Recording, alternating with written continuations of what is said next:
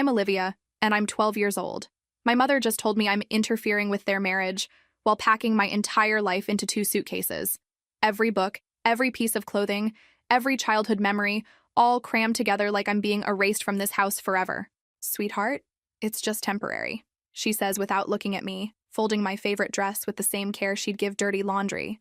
But I can see the relief in her eyes, the way her shoulders relax as each item disappears into the bag. Where are you watching from today? Drop your location in the comments below and hit that like and subscribe button if you've ever felt completely disposable to the people who were supposed to love you most. You'll definitely want to stick around for what happened next. Let me take you back to how we got here, because trust me, this didn't happen overnight. My parents are what you'd generously call artists. Dad plays guitar in a band that's been on the verge of making it big for about 8 years now, and Mom fancies herself an actress, though the only roles she's landed are community theater productions and a commercial for a local mattress store that aired exactly 3 times. They're always practicing, always creating, always needing absolute silence for their art, which means I spend most of my time in my bedroom with the door closed, surrounded by textbooks and homework assignments. Not that I'm complaining. Books have become my best friends. While other kids are watching TV with their families, I'm diving into mathematical equations and historical timelines. Anything that makes sense when everything else in my life feels chaotic. Olivia, honey, we need quiet time for rehearsal. Mom calls from downstairs, the same phrase I've heard every day after school for the past 3 years. Dad's band is practicing in the garage again, and Mom needs to run lines for whatever small-town production she's auditioning for next week. I don't bother responding. I just pull out my algebra homework and lose myself in problems that actually have solutions, unlike the problem of having parents who see their daughter as an inconvenience. The irony isn't lost on me that I have the highest grades in my class while living in a house where academic achievement is about as celebrated as a root canal. Last month, I won the school science fair with a project on renewable energy sources.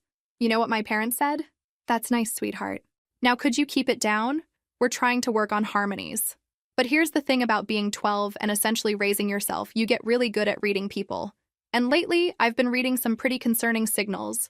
Hushed phone conversations that stop when I enter the room. Brochures for European music festivals scattered across Dad's desk. Mom practicing monologues with British accents. Something big is coming, and I have a sinking feeling that it doesn't include me in their grand plans. The bomb dropped on a Tuesday morning while I was eating cereal and reviewing my history notes. Dad walked into the kitchen with an expression I'd never seen before. Pure, unadulterated excitement mixed with something that looked suspiciously like guilt. Olivia, sweetheart, we need to talk, Mom said, sliding into the chair across from me. She was already dressed and made up, which was unusual for 7 a.m. Your father has incredible news. Dad's grin could have powered half the city. The label wants us to tour Europe. 6 months, maybe longer if things go well. This could be everything we've been working toward. I stopped chewing. Europe. 6 months.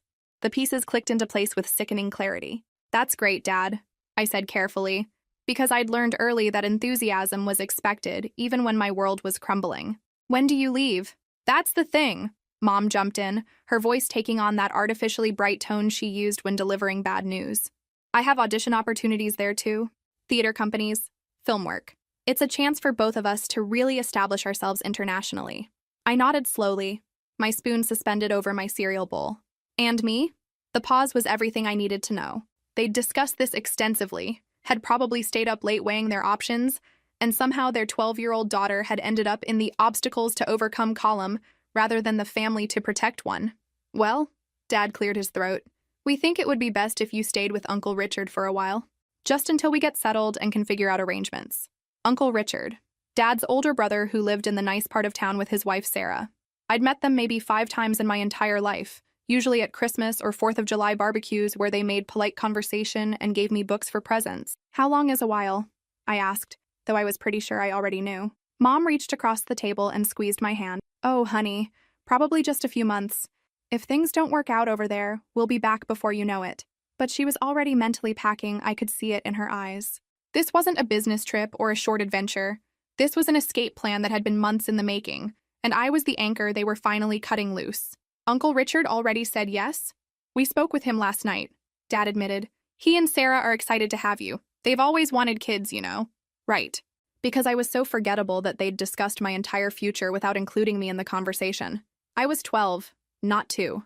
I had opinions, feelings, a whole life they were disrupting. But apparently, none of that mattered when weighed against their artistic aspirations. "I'll need to pack," I said quietly, standing up from the table. "Oh, sweetheart." Mom's voice was soft with what she probably thought was compassion. "We've already started gathering your things. We know this is hard, but think of it as an adventure. An adventure."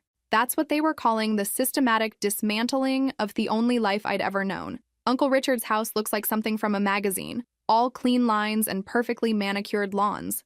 Sarah opens the door with a smile so warm I almost forget that I'm here because my parents essentially donated me to charity.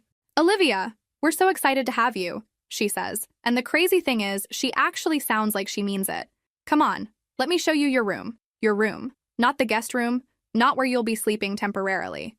Your room." It's a small distinction, but after being treated like a house guest in my own home for years, it hits differently. The room is painted a soft lavender color. Not my favorite, but infinitely better than the beige walls I'd stared at for the past 12 years. There's a desk by the window, empty bookshelves waiting to be filled, and a bed with a comforter that looks like it was actually chosen for a 12-year-old girl rather than grabbed from whatever clearance rack was convenient. "We weren't sure what colors you liked," Sarah says, wringing her hands nervously. "But we can repaint if you want something different, and we can go shopping for decorations this weekend if you'd like." I set my suitcase on the bed and look around. In my old house, asking to repaint my room would have been met with lectures about money and practicality. Here, it's being offered as a given. "This is perfect," I tell her honestly. "Thank you." The first few weeks are an adjustment period that feels like learning to live in an entirely different world. Uncle Richard and Sarah eat dinner together every night at 6 p.m. sharp. They ask about my day and actually listen to the answers. When I mention a difficult math concept, Richard spends an hour helping me work through practice problems. When Sarah finds out I like to read, she takes me to the bookstore and tells me to pick out whatever I want. But I still miss my parents, even though I probably shouldn't. Even though they've called exactly twice in 3 weeks, and both conversations lasted less than 5 minutes. "How are you settling in, sweetheart?" Mom asks during the second call, and I can hear music and laughter in the background. "Fine," I tell her. "Uncle Richard and Sarah are really nice. I like my new school." "That's wonderful. I'm so glad you're happy. Listen, we're in London right now, and things are going better than expected. Dad's band has been invited to record some demo tracks, and I have a callback for a period drama series." "That's great, Mom. When do you think you'll be back?" A pause. "Well, that's hard to say right now.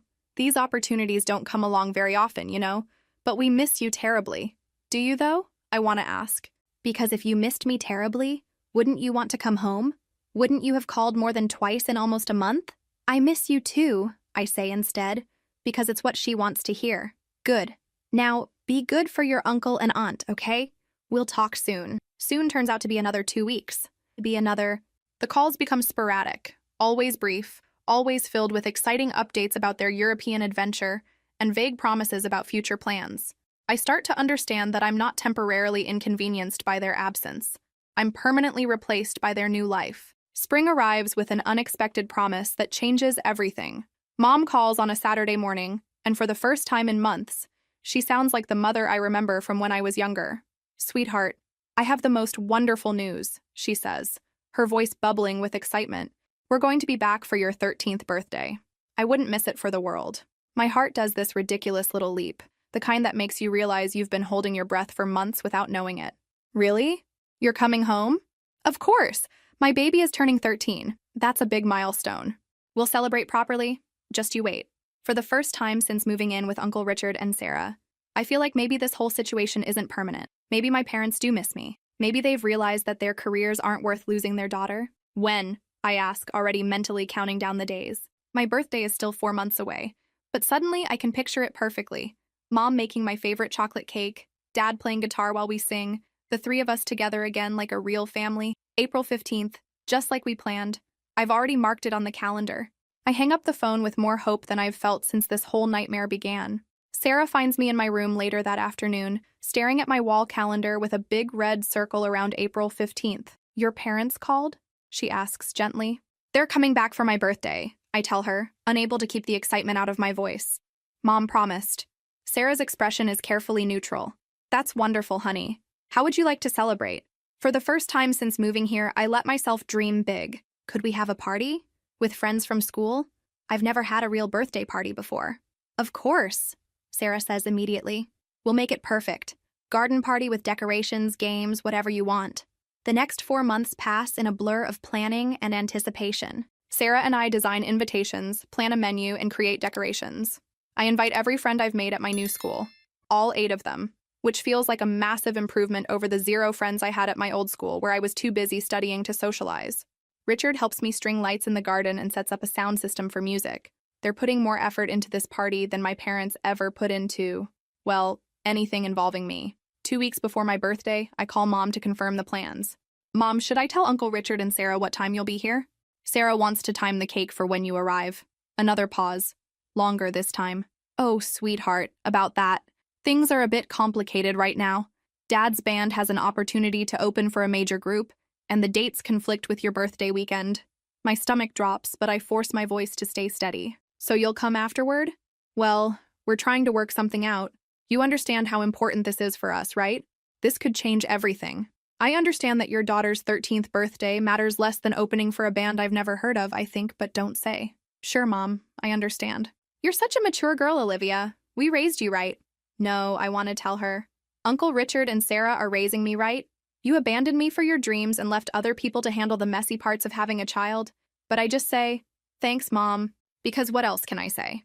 April 15th arrives with perfect weather, sunny but not too warm, with a gentle breeze that makes the garden decorations dance like they're celebrating too. By 2 p.m., all 8 of my friends have arrived, along with their parents who brought thoughtful gifts and genuine smiles. I keep checking my phone, waiting for the call or text that will tell me my parents have landed, that they're on their way, that they kept their promise. Sarah notices me glancing toward the driveway every few minutes and squeezes my shoulder gently. They'll be here, she says quietly, though I can see the doubt in her eyes. By 4 p.m., we've played all the games, eaten most of the food, and my friends are starting to ask when my parents will arrive. I make excuses. Traffic, delayed flights, work complications. The lies come easily now, probably because I've been telling them to myself all day. Should we wait to sing happy birthday? Asks Jessica, my closest friend from school. I look at the beautiful cake Sarah and I made together, 3 layers with strawberry frosting and 13 carefully placed candles. I think about all the birthdays before this one, where my parents barely remembered the date until the last minute, where celebration meant a grocery store cake and a hurried song between their rehearsals and meetings. No, I say firmly. Let's do it now. The song is loud and joyful and completely imperfect, and it's the best birthday singing I've ever heard. When I blow out the candles, I don't wish for my parents to show up. Instead, I wish for the strength to stop waiting for them. The party ends at 6 p.m. with hugs and promises to hang out soon. My friends' parents tell me what a lovely time they had, how mature and gracious I am, how lucky Uncle Richard and Sarah are to have me staying with them, not living with them, not being raised by them, just staying, because everyone still thinks this is temporary. At 8 p.m., I'm helping Sarah clean up the garden when my phone finally rings. Mom's name flashes on the screen, and for a split second, my heart leaps again. Maybe they're here. Maybe they'll still make it. Happy birthday, sweetheart. Mom's voice is distant, staticky. I'm so sorry we missed your party. The schedule got completely crazy and we couldn't get away. I sit down heavily on the garden bench, surrounded by deflated balloons and empty plates.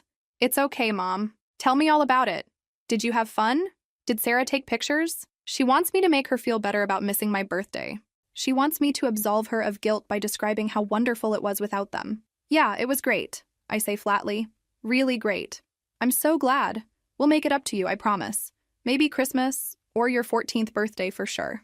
More promises, more maybes and probablys and we'll sees. I'm tired of living in the conditional tense of my parents' affection. Mom, I say quietly, how long has it been since you called? Oh, sweetheart, you know how busy we've been. Time just flies when you're working so hard. But we think about you every day. 6 weeks. It's been 6 weeks since the last call, and I only know because I've been keeping track in my journal like some pathetic accountant of parental neglect. I have to go, I tell her. Sarah made a special birthday dinner. Of course. Give our love to Richard and Sarah. They're doing such a wonderful job with you. They're not doing a job with me. They're being my family. There's a difference, though apparently my parents are too self-absorbed to understand it. After I hang up, I sit in the garden for a long time, watching the sunset behind Uncle Richard's carefully maintained rose bushes. Sarah comes out eventually and sits beside me, not saying anything, just being present in a way my parents never learned how to do. They're not coming back, I say finally. It's not a question. Sarah is quiet for a moment. I don't know, honey. But I know that Richard and I love having you here for as long as you want to stay. For as long as you want to stay. Not until your parents get their act together. Not until this temporary arrangement ends. For as long as I want to stay. That night, I make a decision that will change everything. I stop checking my phone constantly. I stop making excuses for my parents to my friends. I stop planning my life around their promises. Most importantly, I stop calling them mom and dad. 2 years pass, and I haven't initiated a single phone call to my parents. It's liberating in a way I didn't expect, like finally setting down a weight I didn't realize I was carrying. They call occasionally, holidays mostly, and always with dramatic stories about near misses and almost breakthroughs that never quite materialize into actual success. I'm 15 now, and my life with Uncle Richard and Sarah has settled into something that feels remarkably like normalcy. I'm vice president of the student council, captain of the academic decathlon team, and I have a summer job teaching younger kids at the community center. None of these achievements happened by accident. They are the result of having adults in my life who actually pay attention to what I'm doing. But this stability is about to be tested in the worst possible way. Sarah has been tired lately, more tired than usual. She's been going to doctor appointments that she doesn't talk about much. And I catch her and Uncle Richard having hushed conversations that stop when I enter the room. The familiar dread settles in my stomach. I know what it looks like when adults are hiding something serious from me. The news comes on a Thursday evening in November. Sarah calls me into the living room where she and Uncle Richard are sitting together on the couch, holding hands. Her face is pale but determined, and I know before she says anything that our carefully constructed world is about to change. "Sweetie, I need to tell you something," she begins, her voice steadier than I expected. "The doctors found something, cancer. But it's treatable, and I have an excellent medical team and we're going to fight this thing. Cancer." The word lands like a physical blow, even though part of me had been preparing for it. Sarah, who taught me how to bake cookies and listen to my friend drama and helped me with my college application essays, has cancer. "What kind?" I ask, because that's what you're supposed to ask, even though I don't really want to know the answer. "Ovarian, stage 3. The treatment will be aggressive, but my doctors are optimistic." Stage 3. Aggressive treatment. Optimistic. Medical euphemisms that don't quite hide the severity of what we're facing. Over the following months, I watched the strongest woman I know transform into someone I barely recognize. The chemotherapy steals her hair, her energy, her easy laughter. But it doesn't touch her spirit somehow. Even when she's too weak to get out of bed, she's asking about my grades, my college plans, my social life. I become her primary caregiver when Uncle Richard is at work, learning to manage medications and doctor appointments and the 1,000 small indignities that come with serious illness. It's nothing like what I imagined 15 would look like, but somehow it doesn't feel like a burden. Taking care of Sarah feels like the most important thing I've ever done. She dies on a Tuesday morning in March, with Uncle Richard holding one hand and me holding the other. Her last words are about how proud she is of the young woman I've become, and how much she loves both of us. The funeral is larger than I expected. Sarah had friends from her book club, her volunteer work, her yoga classes, people whose lives she touched in ways I'm only now learning about. My parents don't come.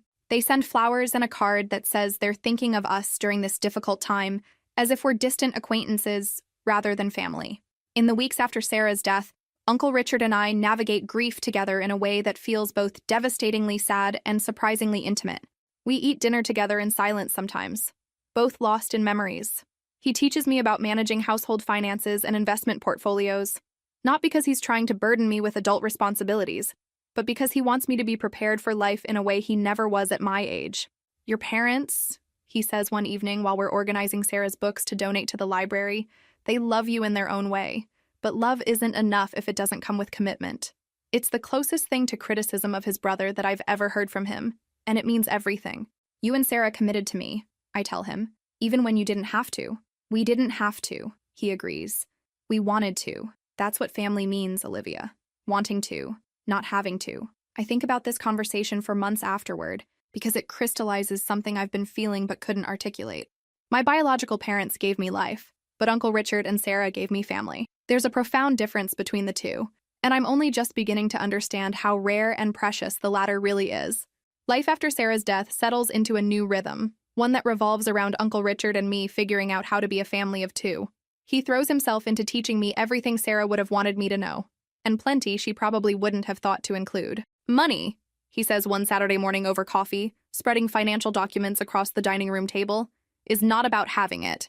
It's about understanding it. I'm 16 now, and while my friends are worried about prom dates and college applications, I'm learning about compound interest, investment portfolios, and the difference between assets and liabilities.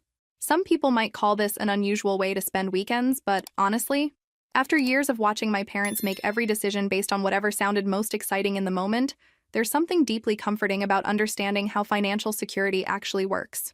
Your parents, Uncle Richard says carefully, because he's always careful when he mentions them.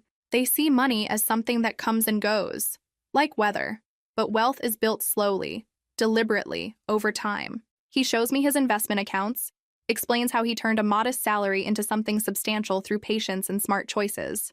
More importantly, he explains why this matters, not for luxury or status, but for freedom. Freedom from desperation, freedom from making choices based on panic rather than principles. What do you think will happen next? Drop your predictions in the comments below, and don't forget to hit that subscribe button if you're learning something new about family and money today. The most valuable thing I can teach you, he continues, isn't about money at all. It's about loyalty. Real loyalty, not the fake kind people talk about. He tells me about my grandparents, his and my father's parents, who live about an hour away in a retirement community. I've met them exactly 3 times in my entire life, always at Uncle Richard's insistence and always over my father's objections. Your dad doesn't visit them much, Uncle Richard says diplomatically. He says they're too critical, too old-fashioned, but the truth is they remind him of responsibilities he'd rather ignore. The next weekend, we drive out to see them. Grandma Helen and Grandpa Frank live in a small but immaculate apartment filled with photos, mostly of Uncle Richard at various life milestones, with a few awkward family shots that include my father. I notice immediately that there are no recent photos of my parents, and certainly none of me. Olivia! Grandma Helen pulls me into a hug that smells like vanilla and old-fashioned perfume. Look how you've grown. Richard sends us pictures, but seeing you in person, you're so beautiful, sweetheart. Richard sends them pictures? I glance at my uncle, who shrugs modestly. Apparently, he's been keeping my grandparents updated on my life while my actual parents couldn't be bothered to maintain any connection at all. Your uncle tells us you're doing wonderfully in school, Grandpa Frank says, settling into his recliner. Academic decathlon captain, is that right? They know about academic decathlon. They know about my grades, my summer job, probably my college plans too. These people I barely know have been following my life more closely than my own parents. Richard also mentioned you've been taking care of him since Sarah passed, Grandma Helen says, her voice gentle. That shows real character, honey. Real family values. Family values. There's that phrase again. But coming from her, it doesn't sound like empty rhetoric. It sounds like something earned through action rather than promised through words. We spend the afternoon looking at photo albums and listening to stories about my father's childhood, stories that reveal a pattern of selfishness and irresponsibility that apparently goes back decades. Uncle Richard was always the responsible one, the one who called on birthdays and showed up for holidays, while my father was always chasing some dream that was just out of reach. We haven't heard from your parents in almost 2 years, Grandpa Frank admits quietly when Uncle Richard steps outside to take a phone call. We send Christmas cards to whatever address Richard gives us, but they never respond. 2 years. My grandparents have been functionally abandoned by their son, just like I was. The apple doesn't fall far from the tree, apparently. I'm sorry, I tell them, though I'm not sure why I'm apologizing for my parents' behavior. Don't you apologize for them, Grandma Helen says firmly. You're not responsible for their choices, but we want you to know, you're always welcome here. You're our granddaughter, and that means something to us even if it doesn't mean much to your father. On the drive home, Uncle Richard is quieter than usual. Finally, he speaks. They've been asking about you for years. I've been sending them school photos and report cards because I knew your parents wouldn't. Why didn't you tell me? Because I wanted you to meet them when you were ready, not because you felt obligated. There's a difference between family that demands your attention and family that earns it. Senior year brings college acceptance letters and a decision that surprises everyone, including myself. I get into several prestigious universities, but I choose the state school an hour away from Uncle Richard, close enough to visit regularly, far enough to establish independence. Are you sure? He asks when I tell him my decision. You could go anywhere, Olivia. Harvard accepted you. So did Stanford. I'm sure, I tell him. Besides, someone needs to keep an eye on you. Make sure you're eating vegetables and not just surviving on takeout Chinese food. The truth is more complicated. After losing Sarah, the thought of being thousands of miles away from the only real family I have left feels impossible. Uncle Richard pretends it's about convenience or cost, but I can see the relief in his eyes. College is everything I hoped it would be. intellectually challenging, socially fulfilling, and blissfully free from family drama. I major in business with a minor in psychology, partially because I'm genuinely interested in both subjects, and partially because understanding money and people seems like a practical combination for navigating life. I visit Uncle Richard every few weeks, and our relationship deepens in ways I didn't expect. He's not trying to be my father, that ship sailed years ago, but he's something better. He's my mentor, my safety net, and my biggest supporter all rolled into one. You know, he says during one of our Saturday morning financial lessons, which have continued even through college, I never thought I'd be good at this whole parental thing. Sarah was always the one who was natural with kids. You're not my parent, I tell him gently. You're my uncle. And you're the best uncle anyone could ask for. It's true. Uncle Richard never tried to replace my parents or make me forget them. He just consistently showed up, day after day, year after year, until showing up became a foundation I could build my entire life on. My parents, meanwhile, have become characters in a story I occasionally hear secondhand. Dad's band had some minor success in Europe. They opened for a few bigger acts and recorded an album that sold modestly. Mom landed some small roles in independent films that premiered at festivals no one has heard of. They're living their dream, apparently, though it's a dream that never included space for their daughter. They call on my birthday and Christmas, conversations that have become increasingly strained and superficial over the years. We talk about the weather, my grades, their latest projects. We don't talk about why they never visit, why they missed my high school graduation, why every major milestone of my life has been celebrated without them. How's college? Mom asks during my junior year Christmas call. Good. I'm thinking about graduate school. That's wonderful. You were always so smart.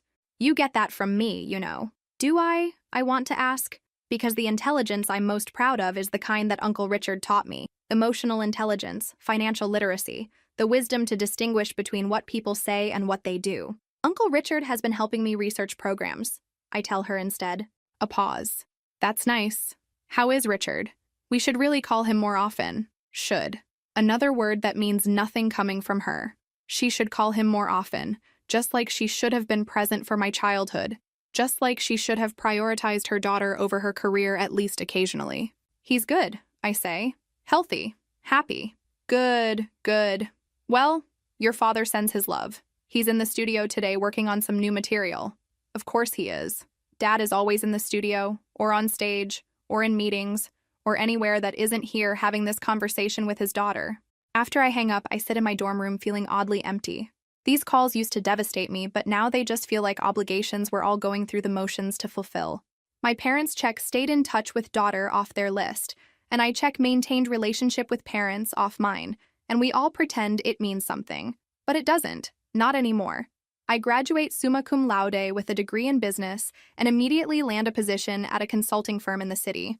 The work is challenging and well paid, and I'm good at it in a way that feels both natural and earned. My colleagues respect my analytical skills and work ethic. My boss hints at fast-track promotion opportunities, and for the first time in my life, I feel like I'm building something that's entirely my own. Uncle Richard is incredibly proud, though he tries to hide it behind practical concerns about my apartment lease and health insurance benefits. We have dinner every Sunday, a tradition that started in college and continues now that I'm living independently.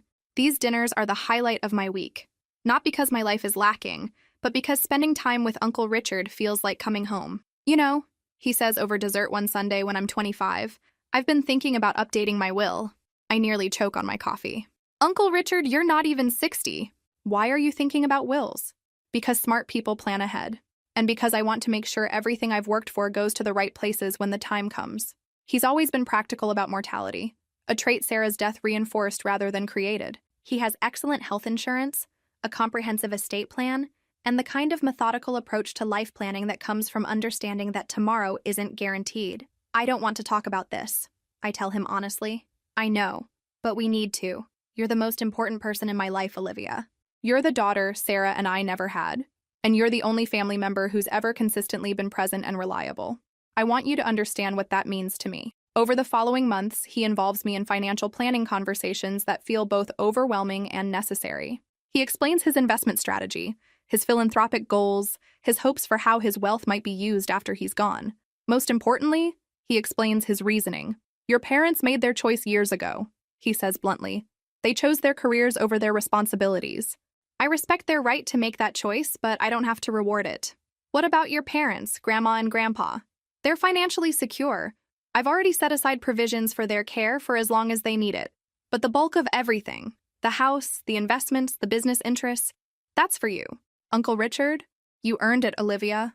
Not through blood relation, but through showing up, through being family when family was needed, through becoming the kind of person who can be trusted with responsibility. I think about this conversation often over the next few years as my career progresses and my relationship with Uncle Richard continues to deepen. He's not just my guardian or benefactor, he's my role model for how to live with integrity. He shows me that wealth isn't about accumulation, but about stewardship. That family isn't about genetics, but about commitment. That love isn't about grand gestures, but about consistent presence. My parents become increasingly distant figures in my life. They call less frequently, our conversations grow shorter, and the gap between their world and mine becomes impossible to bridge. Dad's band achieves moderate success. They're not famous, but they're making a living touring smaller venues and selling albums to a dedicated fan base. Mom continues to work sporadically in independent films and regional theater.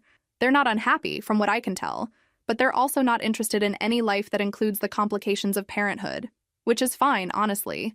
I've built a life that doesn't require their approval or participation.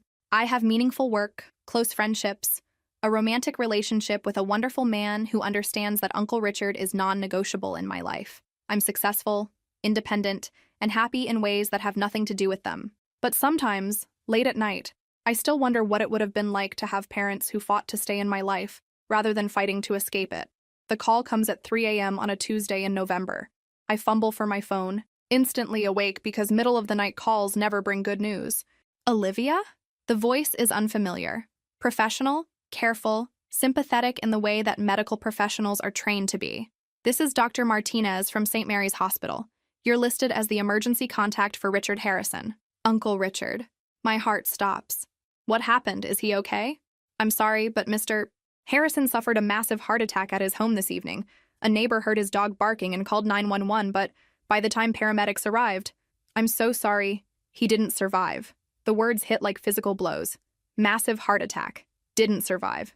Uncle Richard is gone. Are you sure? I ask stupidly, as if there might be some mistake, some mix-up with patient records that could bring him back. I'm certain. I'm very sorry for your loss. We'll need you to come in when you're ready to discuss arrangements and collect his personal effects. I hang up the phone and sit in my dark apartment, trying to process information that feels impossible to absorb. Uncle Richard was healthy. He exercised regularly, ate well, had regular checkups. He was supposed to be around for decades more, walking me down the aisle at my wedding, teaching my children about compound interest and family loyalty, growing old gracefully in the house he shared with Sarah. Instead, he's gone at 58, and I'm alone in a way I haven't been since I was 12 years old. The next few days pass in a blur of funeral arrangements, legal paperwork, and the strange, surreal experience of dismantling a life that was so carefully constructed. Uncle Richard's lawyer, Mr. Thompson, handles most of the logistics with the kind of efficiency that suggests this isn't his first time shepherding someone through sudden grief. Your uncle was very thorough with his planning, Mr. Thompson tells me as we sit in his office reviewing documents. He updated everything regularly, and his instructions are extremely clear. The will reading is scheduled for next week, just immediate family and a few specific bequests. Who counts as immediate family? I ask, though I'm pretty sure I already know. You, obviously. Your grandparents. The household staff, Mrs. Garcia the housekeeper and Mr. Chen the groundskeeper. They each receive specific provisions. And your parents. My parents. Who haven't spoken to Uncle Richard in over a year. Who missed Sarah's funeral. Who have shown zero interest in our family for the better part of a decade. Will they actually come? The lawyer is required to notify all beneficiaries. Whether they attend is their choice. I spend the week before the will reading in Uncle Richard's house, going through his belongings and trying to decide what to keep, what to donate, what to store, until I'm emotionally ready to deal with it. The house feels enormous and empty without his presence, but it also feels like home in a way my childhood house never did. In his study, I find a folder labeled "For Olivia" in his careful handwriting. Inside are copies of every report card I ever earned, every school photo, every achievement award from elementary school through college. There are also printed emails he sent to my grandparents over the years, updating them on my progress and sharing photos of milestones my parents missed. At the very back of the folder is a handwritten letter addressed to me. My dear Olivia, it begins. If you're reading this, then I'm gone and you're probably feeling lost and alone. Please know that raising you, and yes, that's what we did, even if we never made it official, was the greatest privilege of my life. You took a broken situation and turned it into something beautiful. You loved Sarah through her illness with a maturity that humbled me. You brought joy and purpose to our lives when we thought we were too old to start over with family. The letter continues for 3 pages, full of advice, expressions of love, and specific instructions about how he hopes his legacy will be used. But the part that stays with me is simpler. You are not alone, and you never will be as long as you remember what real family means. The funeral is held on a gray December morning that feels appropriate for saying goodbye to the best man I've ever known. The church is packed. Uncle Richard had more friends and colleagues than I realized, people whose lives he touched through his quiet generosity and steady presence. My grandparents are there, looking frail but determined. Mrs. Garcia and Mr. Chen sit in the front row with me, tears streaming down their faces. My parents don't come. I'm not surprised, but I'm disappointed in a way that surprises me. Even now, even after everything, part of me hoped they might show up to honor the man who raised their abandoned daughter. But they don't. And for the first time, their absence feels like a gift, rather than a wound. I don't have to manage their drama or their guilt or their attempts to make this moment about them. I can just grieve for Uncle Richard surrounded by people who actually loved him. The will reading is scheduled for the following Monday at Mr. Thompson's office. I arrive early, dressed in the black suit Uncle Richard bought me for job interviews, feeling nervous in a way that surprises me. I know I'm in the will. Uncle Richard and I discussed it extensively. But there's something formal and final about this process that makes everything feel real in a new way. Mrs. Garcia and Mr. Chen are already there when I arrive, both looking uncomfortable in their formal clothes but touched to be included. My grandparents arrive a few minutes later, moving slowly but determinedly. Grandma Helen squeezes my hand as she sits down beside me. "He loved you so much, sweetheart," she whispers. "More than you probably know." Mr. Thompson arranges papers on his desk and checks his watch. "We're still waiting for one more beneficiary," he says diplomatically. My heart sinks as I realize who he means. Somehow, despite everything, my parents are actually coming to this. After skipping the funeral, after years of silence, they're going to show up for the money distribution. The irony is so bitter I can almost taste it. Sure enough, at exactly 2 p.m., the door opens and my parents walk in. I haven't seen them in person in over 3 years, and the shock of their physical presence hits me harder than I expected. Mom looks older, thinner, with the kind of artificial enhancement that suggests she's still chasing roles meant for younger women. Dad has gone gray and soft around the middle, and his clothes are expensive in a way that screams, trying too hard. They don't look at me when they enter. Mom nods briefly to my grandparents and takes a seat on the opposite side of the room. Dad stares straight ahead, jaw set in the stubborn expression I remember from childhood, whenever he was forced to deal with family obligations. The awkwardness in the room is suffocating. These people who share my DNA are virtual strangers, and their presence at Uncle Richard's will reading feels like a violation of something sacred. Mr. Thompson clears his throat and begins reading. The bequests are exactly what Uncle Richard and I discussed. Mrs.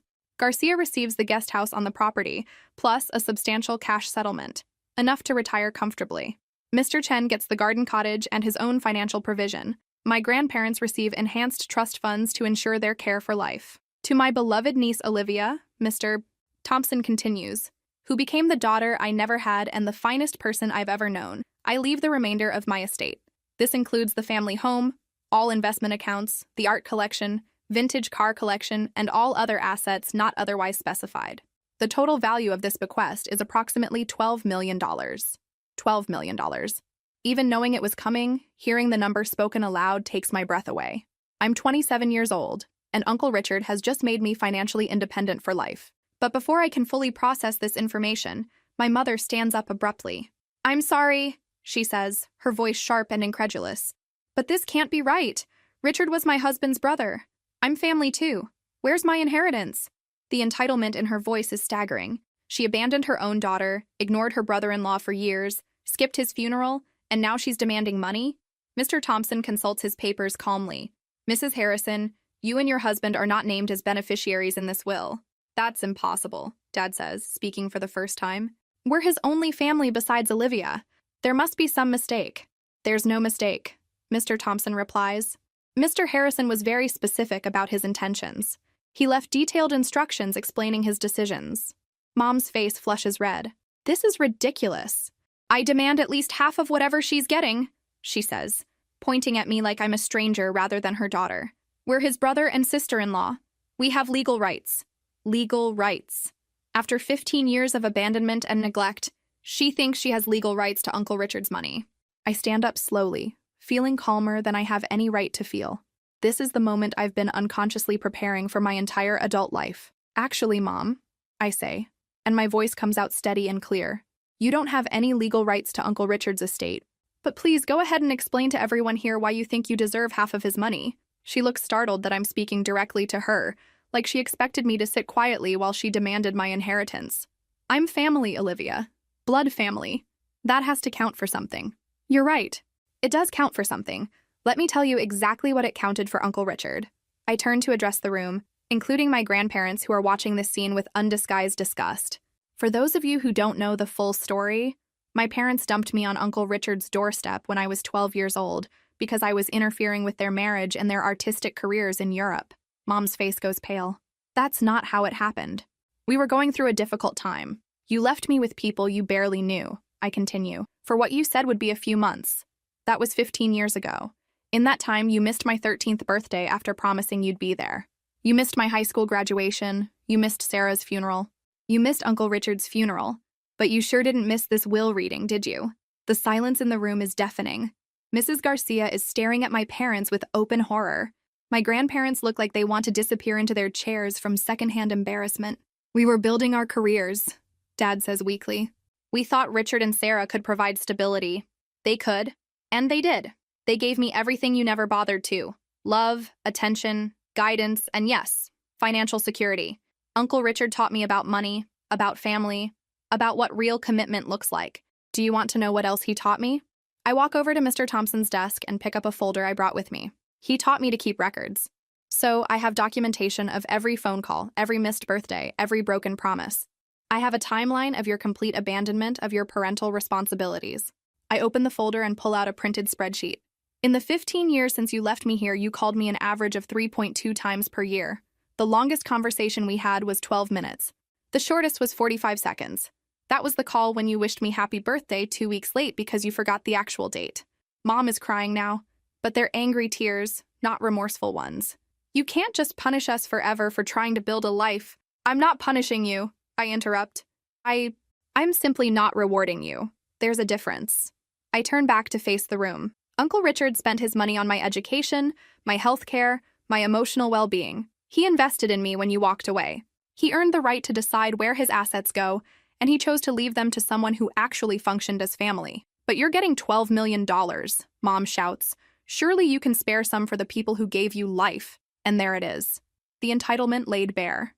She wants credit for giving birth to me while taking no responsibility for raising me. I look at her for a long moment. This woman who shares my DNA but nothing else meaningful. You know what's funny? Uncle Richard actually did leave you something. Mr. Thompson looks confused, shuffling through his papers. I don't see any provision for— Not in money, I clarify. He left you the knowledge that your daughter turned out to be a good person, despite your complete failure as parents. He left you the knowledge that other people stepped up to do the job you abandoned. And most importantly, he left you the knowledge that actions have consequences. I gather my papers and stand up. If you want to contest this will, you're welcome to try. But I think you'll find that 15 years of documented abandonment doesn't constitute grounds for inheritance claims. Mom is openly sobbing now. Olivia, please. We're your parents. We love you. No, I say simply. Uncle Richard loved me. Sarah loved me. You were simply people who happened to give birth to me and then decided parenting was too inconvenient for your lifestyle. I walk toward the door, then pause and turn back. Oh, and since you're so concerned about money, Uncle Richard also left detailed instructions about his charitable giving. Every year on my birthday, I'm instructed to donate a significant sum to organizations that support children in foster care and kinship arrangements. Children whose parents abandoned them, just like you abandoned me. The last thing I see before walking out is my mother's face, finally understanding that there will be no reconciliation, no financial windfall, no happy ending to the story of her terrible choices. Outside in the hallway, my grandparents catch up with me. Grandma Helen pulls me into a fierce hug. That was magnificent, sweetheart, she whispers. Richard would have been so proud. And you know what? I think he would have been. Not because I was cruel to my parents, but because I finally understood what he tried to teach me all those years. That family is about commitment, not genetics. That love is about presence, not promises. and that sometimes the most powerful thing you can do is simply refuse to enable people who've never learned the difference. If this story resonated with you, make sure to like and subscribe for more stories about family, inheritance, and standing up for yourself when the people who should love you most try to take advantage of your success. Sometimes the best revenge isn't revenge at all. It's simply living well despite everything they put you through.